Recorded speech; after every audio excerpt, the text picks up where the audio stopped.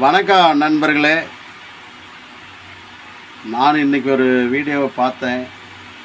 அந்த பையனுக்கு இருந்தால் ஒரு 5 வயசு 6 வயசு தான் இருக்கும். அவன் ஒரு எருமை கழுதை. அவன் என்னாவோ இந்த பையன் யாரோ தெரியாது, அடியான அடி அடிக்கிறான். பார்க்க முடியல. அப்புறம்தான் எனக்கு ஒன்று தோணுச்சு.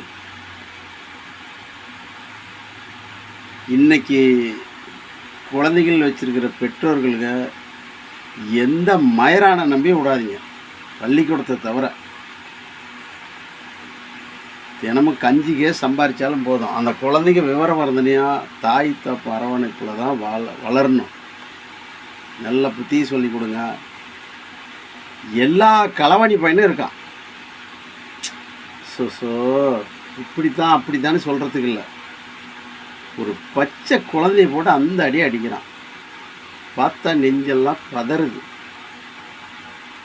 அதனால் எனக்கு ஒரு தோணிச்சு, சரி அதை ஒரு வீடியோவை போடுறேங்க. என்னன்னா, ஒரு குழந்தையே ஒரு விவரம் வரந்தனையோ ஒரு தாய் தப்பு அரவணைப்பில் தான் வளரணும், படிக்கணும். ஆச்சுங்களா? அவன் விவரம் வந்த வெட்டி அவன் வேலைக்கு போவான். அவனுக்கெல்லாம் தெரியும், பிள்ளைங்களுக்கெல்லாம் இன்றைக்கி தெரியும். அந்தந்த காலகட்டத்துக்கு எல்லாம் நடக்கும். சின்ன வயசுலேயே வேலைக்கு போகலன்னு சொல்லிகிட்டு இருக்காதிங்க, படிக்க வைங்க. அதுக்கப்புறம் அவங்க விவரம் வந்தோன்னே அவங்க வேலைக்கு போவாங்க. இந்த பள்ளிக்கூடத்தை தவிர வேறு எங்கேயுமே எந்த களவாணி பையனோ எந்த பொம்பளையோ ஆம்பளையை நம்பி அனுப்பாதீங்க. குழந்தைங்கள சித்திரவதைப்படுத்துகிறாங்க.